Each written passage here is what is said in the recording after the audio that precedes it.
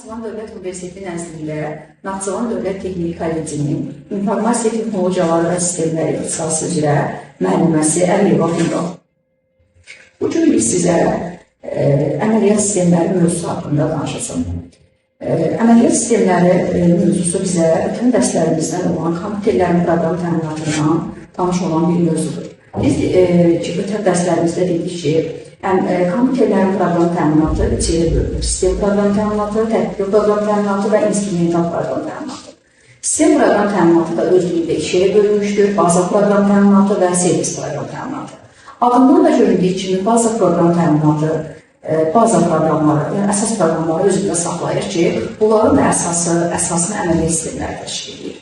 Deməli, əməliyyat sistemləri baza proqram təminatının əsasını təşkil edən proqramlardır.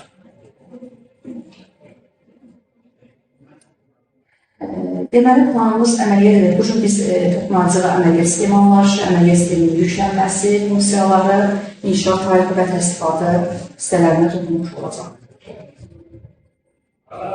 Əməliyyat sistemi kompüterlərin aparat təminatını və tətbiqi proqramların idarə olunması, onların öz aralarında eləcə də istifadəçi ilə kompüter arasındakı əlaqəni, dialoqu və ya interfeys yaradan proqramlar toplusudur. Əməliyyat sistemi, başqa sözlə desək, istifadəçi ilə kompüter arasındakı dialoq, interfeys və ya əlaqədir. Əməliyyat sistemi olmasa kompüter işləməz, bir sözlə kompüter açılmaz. Əməliyyat sistemi kompüter resurslarını idarə edən, tətbiqi proqramların işə salınmasını, onların xarici qurğular və digər proqramlarla qarşılıqlı əlaqəsini, həmçinin istifadəçi ilə kompüter arasında dialoqun proqram vasitələrinin məzmunudur. Burada biz kompüter resurs anlayışına toxunduq. Kompüter resursu dedikdə, kompüterlə bağlı və şəbəkə ilə bağlı olan bütün qurğular və proqramlar başa düşür. Başqa sözlə desək, kompüter resursu bir qurğular, yəni gözlə gördüyümüz qurğular və kompüterin içərisindəki olan proqramlardır. Yəni, bura mərkəzi prosesor, mouse, klaviatura, şəbəkə qurğuları içərisindəki proqramlar daxildir. Əməliyyat sistemində bir neçə əsas anlayış var ki, bu anlayışları sırasaq, nüvə anlayışı, virtual yaddaş, mübadilə buferi anlayışlarına toxunmuş olaraq. Nüvə anlayışı sizə fizikadan da tanış olan bir anlayışdır, mərkəzi hissədir. Elə məhz burada da əməliyyat sistemlərinin mövzusunda da nüvə özəl hissədir, yəni əməliyyat sisteminin əsas mərkəzi hissəsidir. Yəni, əməliyyat sisteminin yüklənən zaman birinci əsas hissə olur, bunun mərkəzi hissəsi özəli nüvə yüklənmiş olur, nüvəsi yüklənmiş olur. Virtual yaddaş nədir? Digər yaddaşlardan fərqli olaraq, hansı ki, daxili yaddaş və xarici yaddaşlardan fərqli olaraq, virtual yaddaş randan məsələnin həlli üçün ayrılan virtual sahənin bir hissəsində qismən dinamik şəkildə yerləşməklə bərabər qalan hissə isə disk yaddaşda yerləşən bir hissədir. Bu prosesin izlənməsinə swap prosesi deyirlər. Digər anlayış olan mübadilə buferinə toxunmuş olsaq, buna bufer yaddaşlar deyirlər. Mübadilə buferi müvəqqəti yaddaşda saxlanan yaddaşdır. Yəni, biz hər hansı bir əməliyyat icra edərkən kəsilmiş və sürəti çıxarılmış, kəsilmiş əməliyyatlar müvəqqəti yaddaş, yəni randa mübadilə buferində saxlanmış olur.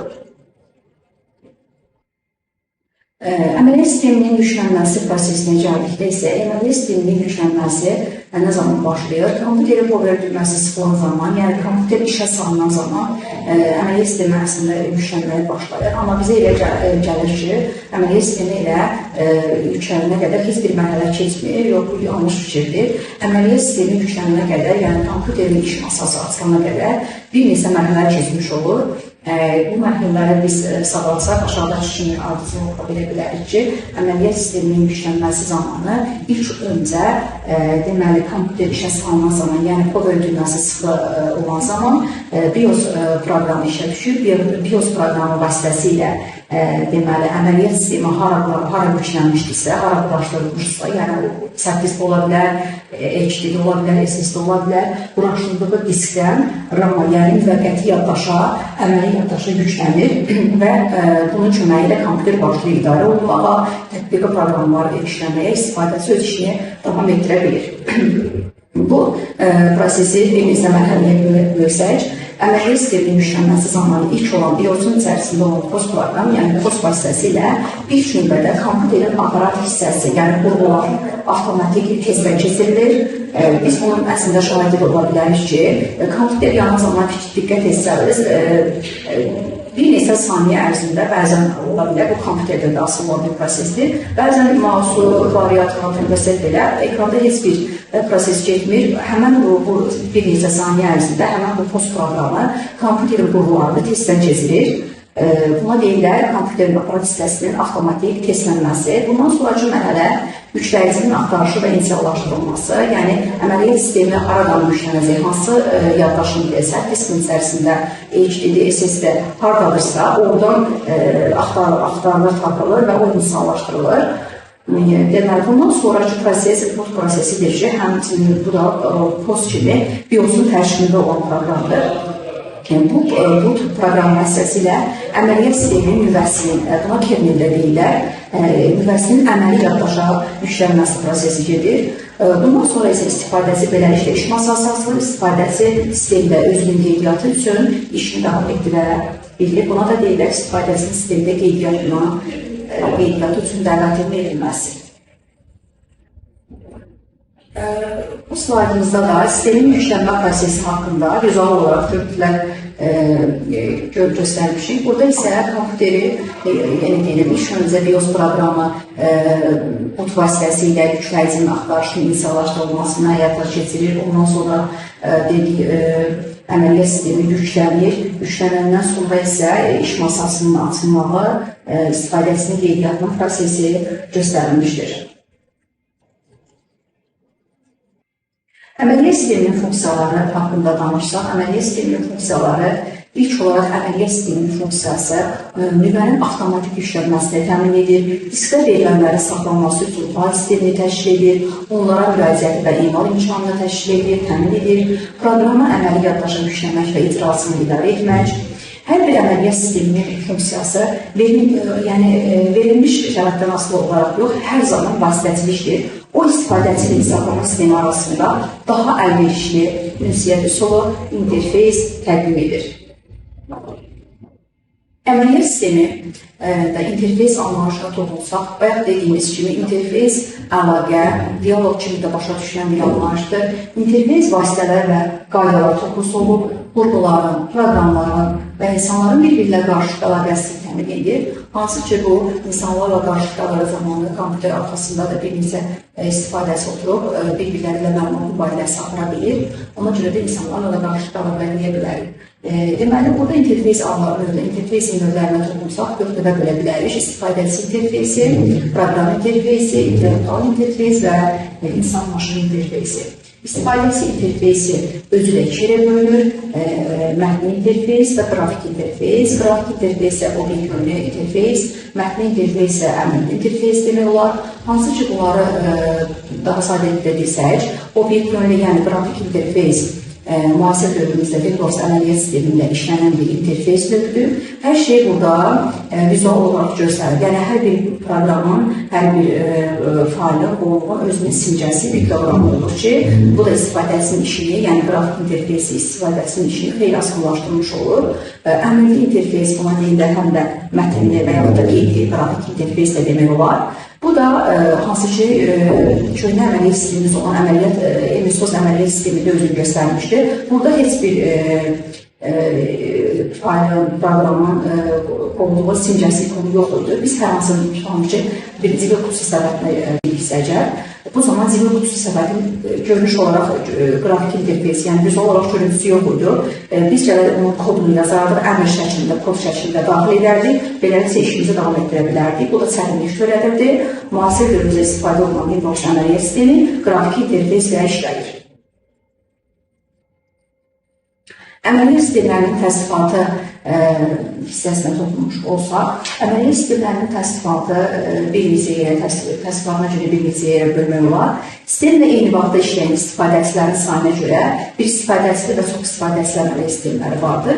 Bir istifadəçili əməliyyat sistemləri, yəni ki, bu deməkdir ki, bu zaman kompüterdən, əməliyyat sistemindən yalnız bir istifadəçi istifadə edə bilər. Bu, misal olaraq, məsələn, MS-OS əməliyyat sistemləri, köhnə əməliyyat sistemi olan MS-OS əməliyyat sistemini yalnız bir istifadəsi ailə qeydiyyatdan keçmiş olardı. Amma indiki əməliyyat sistemi olan Windows əməliyyat sistemində biz iş masasını, bir neçə istifadəsini iş masasını yaradıb, ayrı-ayrı iş masası istifadə edə bilərik. Məsələn, Windows əməliyyat sistemində bir neçə istifadəsi olaraq qeydiyyatdan keçib, hər kəs özünün işini asanlıqla davam etdirə bilər. Buna çox istifadəçilər əməliyyat sistemləri deyilir. Misallarda buna Windows-u misal göstərmək olar. Eyni vaxtda yerinə yetirilən məsələlərin sayına görə isə bir məsəlli və çox məsəlli əməliyyat sistemləri vardır.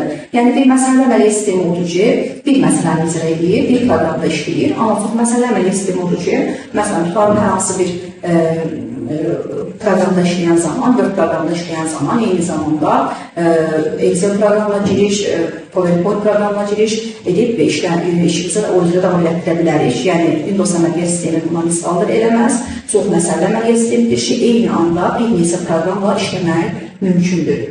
Bundan başqa prosesorların sayına görə var, bir prosesorlu, çox prosesorlu, fərdi kompüterlər. Bizim özümüzə aid olan fərdi kompüterlər, bir istifadəsinin hansı ki, işini təmin edən o fərdi kompüterlər, bu bir prosesorlu, yəni prosesoru birdir. Amma şəbəkədə böyük işlərin həyata keçirilməsində istifadə olunan kompüterlərdə isə çox prosesorlu kompüterlərdən istifadə olunur. Burada prosesorun sayı birdən çox olur. Prosesorun mərtəbəliyinin sayına görə isə 8 mərtəbəli, 16 mərtəbəli, 32 mərtəbəli və 64 mərtəbəli vardır. Bundan başqa interfeysin tipinə görə əmrli və yaxud dediyimiz kimi əmrli, yəni mətnli, obyektivli qrafik, bunda bayaq slaydımıza izah edirik. Bundan başqa informasiyanın emal rejiminə görə paket, vaxt bölücülü, real vaxta görə paket şəklində ardıcılıqla icra olunursa, informasiya paket emalı, vaxta görə təyin olunursa, vaxt bölücülü, real vaxta görə təyin olunursa isə bu real vaxta görə olmuş olur.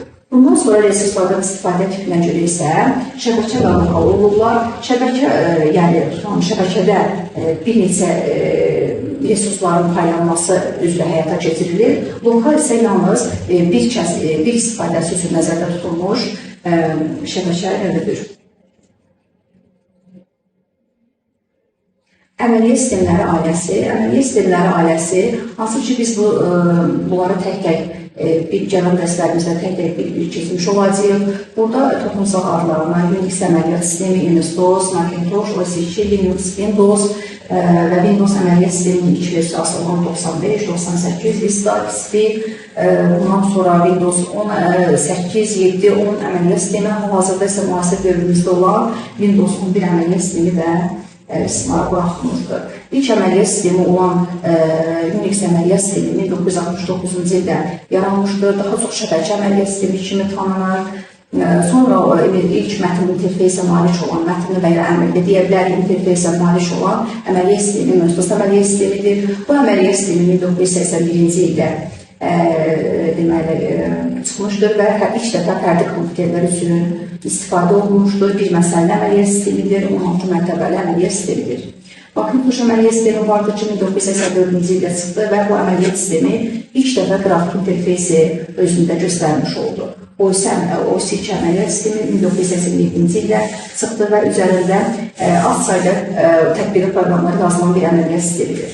Bundan sonra 1991-ci ildə Linux əməliyyat sistemi elan edilmişdir və Linux əməliyyat sistemi açıq mənbəli, sərbəst paylanan əməliyyat sistemidir və onlar da bir neçə versiyalar sonra çıxmışdılar və Linux əməliyyat sistemi adını Linux və Linux sözlərinin birləşməsindən götürmüşdür. Bugünkü dərsimiz bu qədər. Gələn dərslərimizdə tək-tək əməliyyat sistemlərinin hər birinə daha geniş oxuna bilərik. Sağ olun.